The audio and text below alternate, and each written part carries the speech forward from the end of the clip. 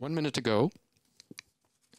Half a minute to go, I should say. You're watching Ariane Space's Vega, flight number 4, launching IXV for the European Space Agency. You can watch it all on the internet. Attention pour les décomptes finales. Final countdown coming up. You hear the DDO call out the numbers.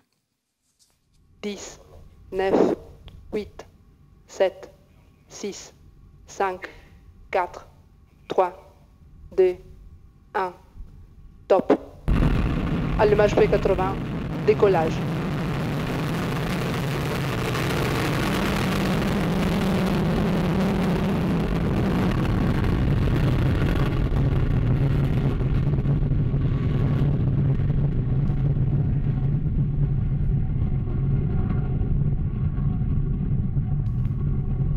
La trajectoire est normale, le pilotage est calme. Tous les paramètres à bord sont nominaux. Well, you saw Vega rise. You saw Vega rise like an arrow, surprisingly fast if you're used to watching Ariane 5. 4 seconds, I think it took, before she cleared the pad.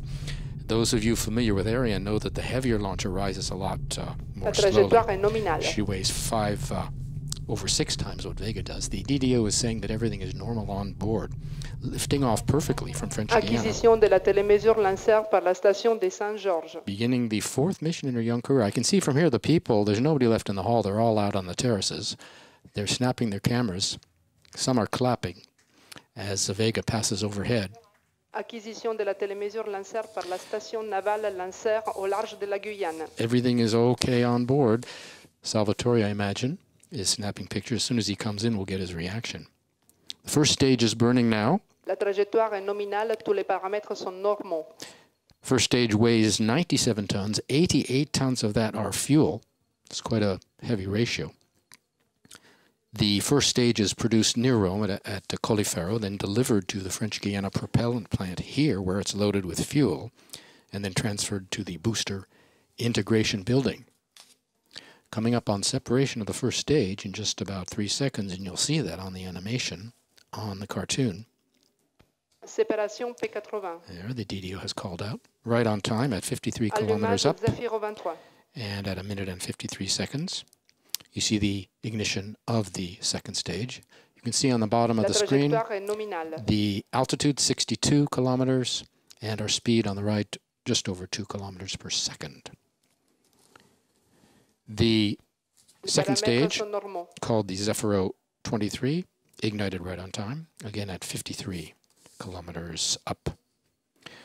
In about a minute, we'll have separation of the second stage. Then 30 seconds after that, the fairing will be jettisoned. You'll get to see that. Everything is functioning flawlessly on board as the DDO Laura Apollonini says, calls out the numbers. Then in about 6 minutes and a half into the flight, we'll see separation of the last solid stage. Well, Salvatore has returned, and he's beaming. What did you see out there? Yes, Joshua, it was really fun. Yes, Joshua, it was really fantastic. Wonderful view, not many clouds. We could see it up to very high, very bright light of the engine, and then the sound coming up after a few seconds after seeing it going up. Really exciting. What was the most impressive, the sight of the sound? The light was really bright. I mean, the P80, the first stage flame was really incredible. All right.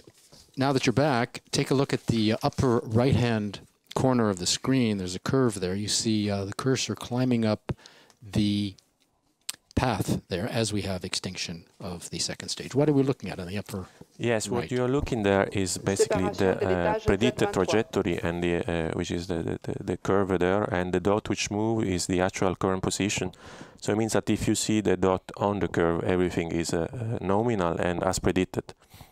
Because I think we have 2 flight paths superimposed one on the other. We have the optimal flight path, and with that is the actual. The actual one, yes. So as long as we're one on top of another, we're right where we should be.